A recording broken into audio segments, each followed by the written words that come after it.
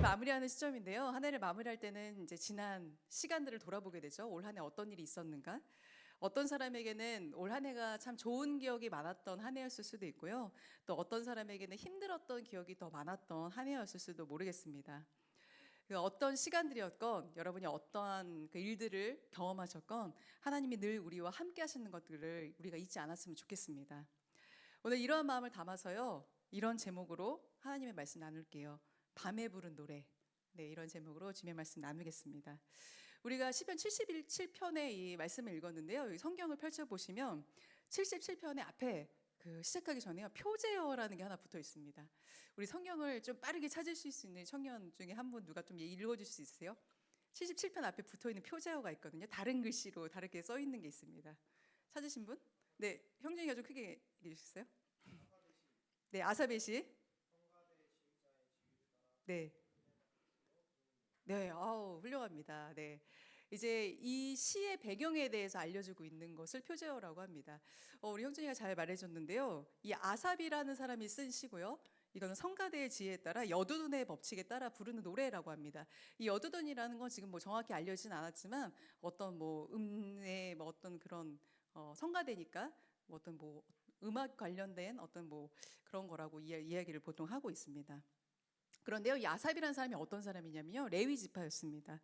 레위 지파는 특별한 임무를 담당했던 지파였어요. 하나님을 섬기는 직무를 담당했던 네, 지파였습니다. 특별히 아삽은요, 다윗 왕 때 활동했던 사람이었고요. 언약궤를 예루살렘으로 옮기는 과정에서 찬양대 대장으로 선발된 사람이었습니다. 그러니까 아삽이 왜 성가대 이 지휘에 맞춰서 이 노래를 불렀는지 우리가 좀 짐작해 볼 수 있죠. 아삽이란 사람은요, 당대 가장 뛰어난 음악가였다고 합니다. 그리고 작사에서 능해서요, 그가 지은 12편의 시가 이 시편에 기록이 되어 있습니다. 우리가 오늘은 이 시편을 우리가 다 글로 읽고 있잖아요, 성경책으로. 그런데 이것은 사실은 원래 예배 때 찬양대가 부르는 노래의 가사예요. 노래의 가사를 수록한 게 바로 시편입니다. 그걸 우리가 감안하고 이 본문을 한번 다시 읽어보면요, 좀 의아한 점이 있어요.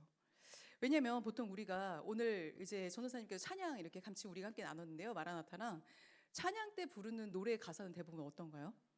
하나님을 찬양하고 높여드리는 가사들이에요. 그리고 또 때로는 신나는 곡조에 맞춰서 우리가 뭐 박수 치면서 찬양하기도 하고, 때로는 어쨌든 하나님을 우리에게 행하신 일들을 찬양하고 또 기쁨으로 이렇게 찬양하는 일들이 많이 있습니다. 그런데 오늘 본문을 만약에 이 노래의 가사라고 한번 생각해 보세요. 그렇게 생각하고 이 본문을 읽으면요, 자기가 처한 어떤 고통, 환란 이런 것들을 토로하고 하나님께 불평을 섞인 기도를 하고 있는 걸 볼 수가 있습니다. 그러니까 하나님 도대체 나한테 왜 그러세요? 라는 내용들을 찬양대의 가사로 붙인 것이죠. 그런데 하나님이 과연 이런 찬양을 예배 때 부를 수 있을까? 라고 생각하면 좀 적합하지 않아 보일 수도 있어요. 그렇다면 믿음 대신에 하나님, 제가 하나님을 믿겠습니다, 하나님을 찬양합니다, 이런 고백 대신에 이렇게 의심이 가득한 이 질문을 쏟아내는 이 기도가 어떻게 성경에 수록될 수 있었을까요? 더 나아가서 하나님께서 이것을 허락하신 이유, 이러한 기도와 이러한 찬양의 가사를 허락하신 이유는 무엇일까요? 오늘 본문의 말씀을 통해서 한치 한번 좀 살펴보고자 합니다. 2004년인데요. 지금부터 뭐 꽤 오랜 시간이긴 하지만 그 당시에 굉장히 그 당시에 센세이셔널 일이 하나가 있었다고 합니다. 세계적으로. 미국의 작가였던 프랭크 워렌은요, 특별한 프로젝트를 시작했는데 이게 전 세계로 막 뻗어나갔다고 해요. 어떤 것이었냐면 자신의 비밀을 털어놓으세요라는 메시지를 담은 엽서 3,000통을 만들었어요. 엽서 3,000개를. 그래서 뭐 지하철, 미술관, 도서관, 공공장소에 무작위로 다 뿌려놓은 거예요. 그 엽서들을, 당신의 비밀을 털어놓으세요. 그 엽서의 목적이 있었습니다. 사람들로 하여금 익명으로 자기의 마음속에 그 누구에게도 말하지 못한 일들을 한번 적어보라는 거예요. 그리고 그 엽서를 이제 붙이면 이제 그 작가에게 도착을 하는 것이죠. 이걸 이제 포스트 시크릿 프로젝트라고 이제 불렀다고 합니다. 그런데 이 열풍이 처음에 3,000도 뿌리면 몇 개나 회수될까 우리가 생각할 수 있잖아요. 근데 굉장한 선풍적인 인기를 끌었습니다. 전세적으로 이제 그 엽서를 뿌렸는데 50만 통이 넘는 엽서들이 회수가 됐어요. 그리고 거기 안은 빼곡히 자기들의 각자의 사연을 담은 내용들이 적혀 있었다고 합니다. 그래서 월에는 그 중에서 좀 특이할 만한 사연들을 홈페이지를 만들어서 게시를 했는데요. 엽서에 적힌 사연들은 뭐 결혼의 문제도 있었고, 뭐 취업에 관한 문제도 있었고, 또 어떤 사람들은 자살을 하고 싶다 이런 고민까지도 써서 보냈다고 합니다. 그 중에 좀 일부가 있어서요. 여러분과 같이 한번 좀 나눠보고 싶은데요. 네, 이런 글이 있었다고요. 내가 만일 지금 남편이 아닌 다른 남자를 만났더라면 내 인생이 어떻게 달라졌을까 생각해 보게 된다. 이분은 결혼 생활에 만족하는 사람일까요? 네, 아닌 것 같죠. 또 이런 얘기 있어요. 나는 날마다 자살을 생각한다. 그리고 당신이 그 이유를 안다면 당신도 내가 차라리 자살하기를 바랄 것이다. 너무 좀 무섭기도 하고 슬프기도 합니다. 이 내용들이. 그리고 또 이런 거 있어요. 16이란 나이에 낙태를 했다. 33에는 유산을 했다. 나는 하나님이 벌하셨다고 생각한다. 근데 이걸 누구에게 말할 수 있을까요, 사실은? 아무에게도 말할 수 없는 내용이겠죠? 마지막 이제 사연이에요. 어느 날에는 목에 걸친 로만 칼라가 올가미처럼 느껴진다. 이 로만 칼라가 뭐냐면 성직자들이 입는 셔츠예요. 여기 목에 뭐 신부님들 보면 이렇게 로만 칼라라고 돼 있죠. 근데 이걸 뭐 개신교 성직자들도 다 하거든요. 그러니까 저 같은 목사 아니면 이제 신부가 이 사연을 보낸 거예요. 저기 마지막 사연을 보면서 내가 쓴 건 아니지만 좀 약간 공감이 되기도 한다라는 생각을 했어요. 어떨 때는 저도 이런 목회자라는 무게가 굉장히 좀 버겁게 느껴질 때가 좀 있거든요. 근데 여러분은 만약에 이런 익명으로 누군가에게 그냥 내 마음을 털어놓을 수 있는 엽서를 쓴다면 어떤 내용을 쓰고 싶으세요? 아마 각자의 사연이 저는 다 있을 거라고 생각을 합니다. 그런데 어떤 해결을 받기 위해서 쓴 게 아니잖아요, 이 사람들은. 그냥 그 누구에게도 정말 말하기 힘든 내 마음의 어떤 사연들, 털어놓고 싶은 이야기들을 그냥 보내고 나누는 것만으로도 사람들은 공감하고 또 따인의 아픔에 또 위로를 건넸다는 것이죠. 그런데 이러한 고백은요, 효과가 있습니다. 왜냐하면 해소되지 않았던 마음의 짐을 내려놓게 하기 때문이에요. 더 나아가서 내게 있는 어두운 면이 나만 그런 게 아니라 저 사람에게도, 밝아 보이는 저 사람에게도 말할 수 없는 내면의 어두운 면, 진짜 아무에게도 말하지 못하는 게 다 있구나 라는 생각을 하면서 동질감을 느끼게 한다는 것이죠. 익명으로 또 우편이라는 매개로 사람들이 자신의 사연들을 다 쏟아낼 수밖에 없었던 건 지금 우리가 사는 이 시대에서 내 속내를 누군가에게 정직하게 솔직하게 털어놓는 게 얼마나 큰 용기를 필요로 하는가를 잘 보여준다고 할 수 있습니다. 여러분, 우리 공동체로 젊은이 교회라는 이름으로 공동체로 모였어요. 속회도 합니다. 그런데 여러분, 한 주 동안 있었던 일 중에 진짜 이거는 말하기 너무 힘든 내용인데, 뭐 가정적인 문제라던가 뭐 나의 또 생활적인 문제라던가 이거 자연스럽게 나눌 수 있으세요? 포스트 시크릿 할 수 있으세요? 쉽지 않은 일이죠. 여러분이 누군가에게 내 얘기를 한다는 건요, 진짜 큰 용기를 필요로 합니다. 내 모든 치부가 들춰질 수도 있고, 내 마음에 어떤 정말 완악한 면, 내가 정말 이 정도밖에 안 되는 사람이라는 거, 때로는 인정할 수밖에 없는 내용들을 말해야 된다는 것, 그거는 굉장히 어렵죠. 왜냐하면 누구나 모든 사람에게 좋은 사람이 되고 싶으니까요. 또 더 나아가서 순진하게 내가 내 속마음을 누구한테 얘기했어요. 그랬다가 그게 부메랑으로 돌아온 경험을 여러분이 한 적이 있다라고 한다면, 야, 세상 사는 데 있어서 참 진실한 관계는 없다 이런 생각도 하게 되고, 또 그냥 어느 정도 내가 선을 긋는 가식적인 관계로 지내는 게 오히려 낫지 않을까 이런 생각을 또 하게 된다는 것이죠. 하지만 우리가 표현되지 못한 마음들, 내 안에 그렇게 깊이 감추어졌던 마음들은요, 때로는 우리를 병들게 하고 또 우리를 심리적인 고립으로 몰아갑니다. 최근에는 이런 마음의 어려움을 겪는 사람들의 어떤 사연들을 소개하고 또 진단을 내리는 뭐 상담 프로그램, 또 심리학 책들이 되게 인기를 많이 끌고 있죠. 근데 여러분, 그런 것들은 언제나 대체물에 불과합니다. 왜냐하면 더 근본적으로 거기서 말할 수 있는 것들도 말할 수 있는 것만 얘기하는 거예요, 사실. 하지만 더 깊이 내 어떤 비밀도 숨길 수 없는 분, 모든 비밀을 아시는 분이 계시기 때문에 그 모든 것들은 대체물에 불과합니다. 그분이 어떤 분이시죠? 네, 우리 하나님이시죠. 우리가 마음에 뿌리 깊게 박힌 상처들, 또 비밀을 꽁꽁 싸매는 만큼 우리의 영혼은 병들어가고, 또 정직하게 드러내는 것만큼 우리는 건강해질 수 있습니다.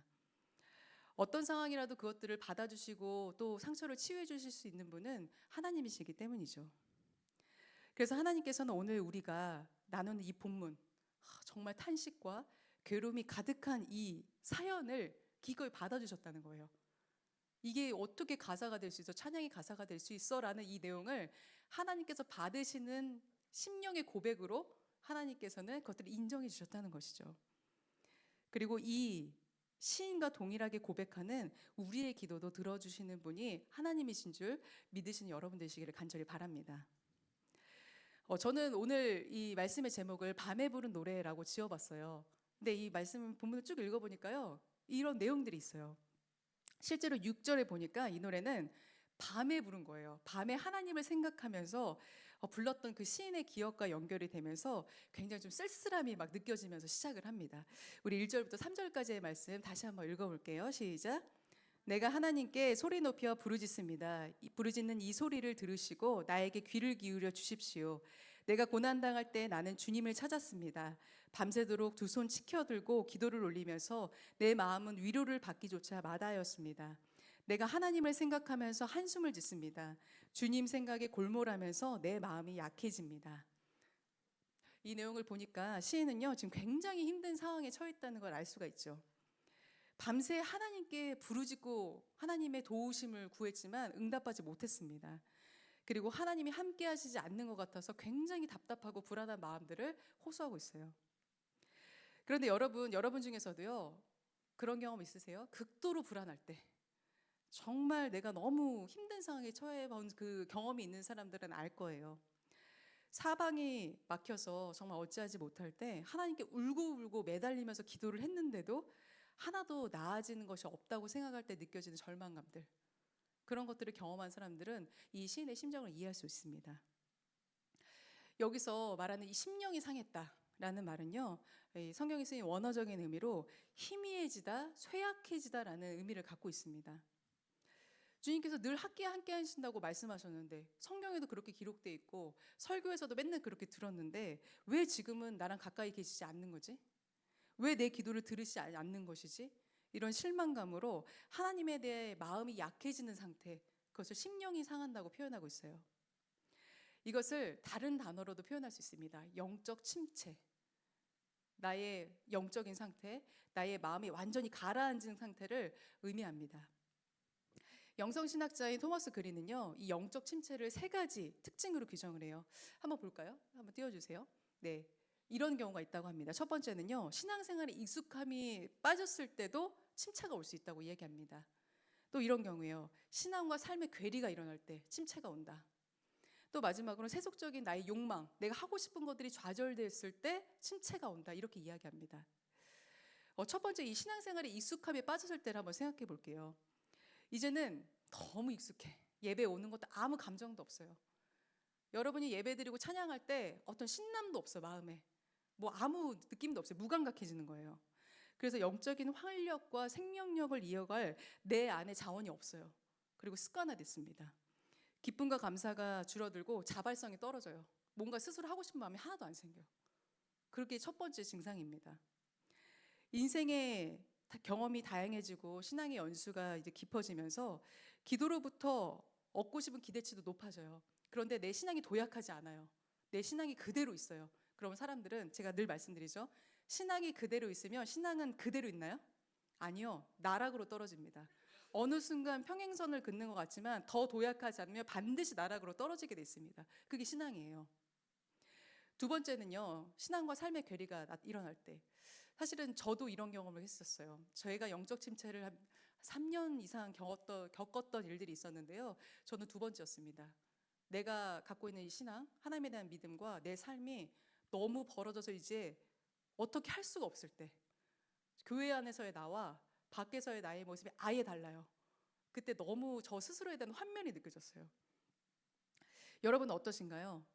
교회와 달리 사회에서는 믿음을 지키기가 너무 어려울 때, 또 삶에서 일어나는 사건과 문제가 교회 안에서 나누기가 어려워요. 누구에게도 얘기할 수가 없어요. 공동체라고 얘기하는데 내가 믿고 내 기도 제목을 부탁할 동역자가 단 한 명도 없어요. 이것이 신앙과 삶의 괴리입니다. 그럴 때 영적 침체가 일어나죠. 예를 들어 가장 민감한 문제들, 가정적인 문제들, 우리 가정에 지금 어려움이 생겼어요. 예를 들면 부모님에게, 형제 자매에게, 또 때로는 나와 가장 가까운 사람에게. 그런데 이걸 얘기할 수가 없어요. 그럴 때 사람들은 생각합니다. 내가 믿는 하나님, 내가 함께하는 신앙의 동역자들이 있는데 왜 나는 이걸 아무에게도 말할 수 없고 아무에게도 해결받을 수 없을까? 이럴 때 영적 침체가 일어납니다. 세 번째는 욕망이 좌절되었을 때예요. 내가 얻고 싶은 걸 간절히 기도했어요. 시험을 준비할 때, 때로는 뭐 직장을 놓고 기도했을 때, 학교를 놓고 기도했어요. 그런데 응답받지 못해요. 그리고 이거 정말 시험을 주시는 건가 나한테? 나를 어디까지 테스트하시는 건가? 내 인내심을 어디까지 지금 보시는 건가? 이런 생각이 일어날 때, 그 원망스러움에 교회를 떠나거나 믿음의 길에서 이탈하는 사람들이 바로 이 세 번째 케이스라고 할 수 있습니다. 여러분 가운데는 이 세 가지 중에 어떤 한 부분을 경험했거나 아니면 지금 이 시간들을 보내는 우리 청년들도 있을 거라고 생각합니다. 그런데 모든 그리스도인들에게요, 이 영적 침체는 이상한 일이 아니에요. 낯선 일이 아니라는 거예요. 너무도 자연스럽게 우리가 믿음의 길을 걸어가고자 하는 사람에게는 이 과정들이 필연적으로 일어납니다. 우리는 누구나 인생에서 밝은 면만 보고 싶어 해요. 믿음만 있으면 다 잘 될 거다. 하나님께 기도하면 다 응답받을 거다. 이런 긍정적인 삶을 우리는 추구합니다. 그래서 예수 믿는 거 아니야? 그러니까 하나님이 계시는 거지. 이런 얘기를 듣고 싶어 해요. 그런데 오늘 본문의 시인이 말해주는 이 현실, 이 세계는 그렇지가 않습니다. 우리가 인정하고 싶지 않은 우리의 삶에, 우리의 내면에 정말 은밀하고 고통스러운, 어떤 면에 보면 곤궁한 삶의 현실이 있다는 것들을 드러내고 있어요. 영혼에 때로는 어두운 밤이 있다. 이것들을 상기시켜주면서 우리의 마음을 위축시키는 일들이 얼마나 우리의 삶에서 비일비재하게 일어나는지를 얘기해주고 있습니다. 그래서 우리에게 영적 침체가 일어날 때, 어떤 이 세 가지의 사건들과 상황들이 나를 덮쳐올 때요, 우리가 가장 먼저 해야 되는 일들은 현재 나에게 일어난 위기 상황을 덮어두면 안 됩니다. 외면하면 안 돼요. 절실하게 하나님 앞에 그걸 이야기해야 됩니다. 때로는 이 시인처럼 따져 물어야 됩니다. 하나님, 왜 나에게? 가만히 있는 것보다 아예 그런 일이 없었던 것처럼 구는 것보다 그게 훨씬 낫다는 거예요. 지금은 암담한 상황이지만 이 시인은 이전에 하나님의 은혜를 맛봤던 사람이에요. 하나님의 동행하심을 경험했던 사람이었습니다. 그러니 5절에 이렇게 얘기하고 있는 것이죠. 하나님과 함께 했던 옛 기억, 그리고 내가 밤에 이런 노래를 불렀습니다. 이거를 이야기하고 있는 것이겠죠. 그리고 자기가 마음속에 담아두었던 6가지 질문을 하나님 앞에 꺼내놓습니다. 7절부터 9절까지 이 질문들이 이어지는데요, 제가 좀 정리해봤습니다. 이렇게 질문해요. 7가지 질문이, 6가지 질문이에요. 하나님께서 나를 영원히 버리시는 걸까? 다시는 은혜를 베풀지 않으시는 걸까? 한결같은 그분의 사랑도 이제는 끊기는 걸까? 그분의 약속이 이제 영원히 끝나버리는 걸까? 하나님께서 은혜 베푸신지를 잊어버리셨나? 그의 노여움이, 그의 긍휼, 그의 은혜를 다 거두어 가셨나? 하나님이 나한테 화가 나셨나? 이런 질문들을 쏟아내요. 그런데 자세히 살펴보면요, 모든 문장의 이 마지막 동사가 다 부정형이에요. 그렇게 되신 건가? 안 된 건가? 버린 건가? 끝난 건가? 이렇게 끝나요. 시인이 예전에 밤에 불렀다는 그 노래는요, 이렇게 부정적이진 않았을 거예요. 왜냐하면 이건 옛날에 좋았던, 옛날에 자기가 기분이 좋고 모든 일이 잘 될 때 불렀던, 예전에 하나님을 찬양했을 때 불렀던 그 기억과 달리 지금은 그렇지 않은 현실에 대한 질문이기 때문에 그렇죠. 기쁨으로 불렀던 노래였는데 이제는 내 현실을 보니까 쓰린 마음을 부여잡고 불러야 되는 노래가 되었을지라도 시인은 노래하기를 멈추지 않습니다. 그에게 노래가 끊기지 않아요. 그 내용이 바뀌었을지라도요. 신앙인으로서 우리가 당황할 때는요, 하나님을 더 깊게 믿으면 믿을수록 버거운 일들, 내가 이해되지 않은 상황들이 닥칠 때예요. 더군다나 내가 진짜 도움이 필요할 때, 하나님이 이때는 진짜 나랑 같이 계셔줘야지, 이때는 나를 도와주셔야 되지, 이럴 때 잠잠히 계시는 하나님을 경험할 때, 아무 응답도 없고 아무 나를 도와주는 사람도 없어요. 아무 내 얘기를 들어주는 사람도 없어요. 그럴 때 우리 역시 시인과 같은 질문을 던질 수 있습니다. 하나님이 과연 나를 잊으셨는가? 그분의 약속은 끝났나? 나는 하나님께 버림받았나? 우리도 이런 질문 던질 수 있습니다. 이 77편은요, 저에겐 조금 특별한 이 말씀이에요. 저에게도 굉장히 많은 위로를 주었습니다. 선택의 기로도 저도 굉장히 많았고, 또 때로는 어려운 일을 겪을 때마다 이런 생각을 참 많이 했어요. 내가 애초부터 길을 잘못 든 게 아닐까? 내가 제대로 응답을 받은 건가? 하나부터 열까지 그런 생각이 들 때가 참 많이 있었습니다. 내가 이거를 왜 이걸 선택했을까?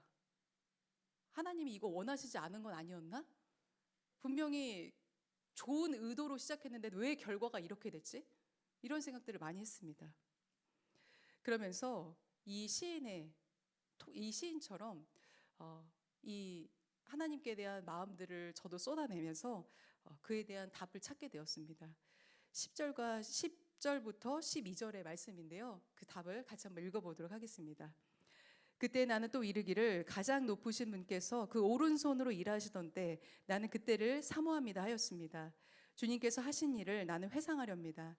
그 옛날에 주님께서 이루신 놀라운 그 일들을 기억하렵니다. 주님께서 해주신 모든 일을 하나하나 되뇌고 주님께서 이루신 그 큰 일들을 깊이 깊이 되새기겠습니다. 아멘. 시인은 마음이 연약해지는 상황에서 곰곰이 생각을 해요. 이 상황들에 대해서, 내 마음에 대해서 탐구합니다.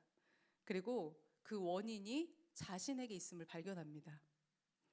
내 마음에 집중했어요. 이 사람은 내 환경에만 집중했습니다. 그러다가 하나님을 놓쳐버린 것이죠.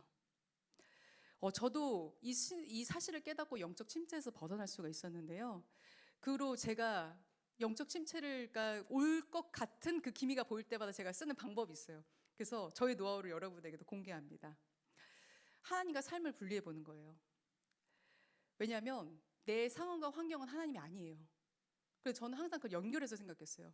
내 상황과 환경이 안 좋으면 하나님이 이렇게 하셨나? 하나님이 날 이렇게 만드셨나?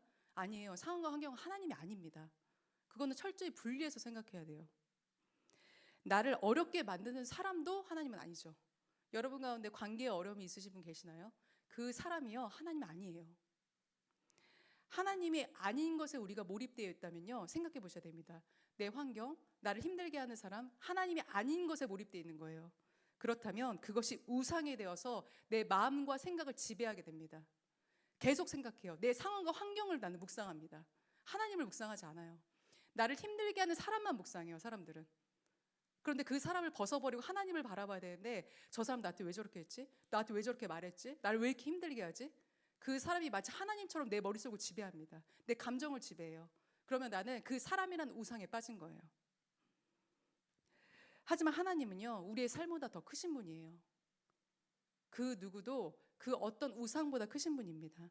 이 사실을 놓치면 하나님이 나에게 행하셨던 일들, 앞으로 행하실 일들을 우리는 결코 바라볼 수가 없어요. 시인은 다시금 하나님이 삶 속에서 행하셨던 일들을, 또 은혜의 순간들을 떠올려 봅니다. 그리고 하나님을 신뢰하기로 결단해요. 그 밤에 불렀던 노래를 기억하면서 지금의 자기의 어려움이 하나님이 아니라고 인정합니다. 그리고 자신이 지금 겪고 있는 불안과 괴로움을 이길 수 있는 유일한 힘이 하나님이시라는 사실을 인정합니다. 사랑하는 우리 청년 여러분, 삶이 순조롭거나 또 모든 것들이 잘 될 때는요, 헌신하고 열심을 내는 게 크게 내세울 게 못 돼요. 내가 다 좋을 때 열심히 하고 다 좋을 때 예배 잘 드리고 이걸 내세울 필요도 없어요.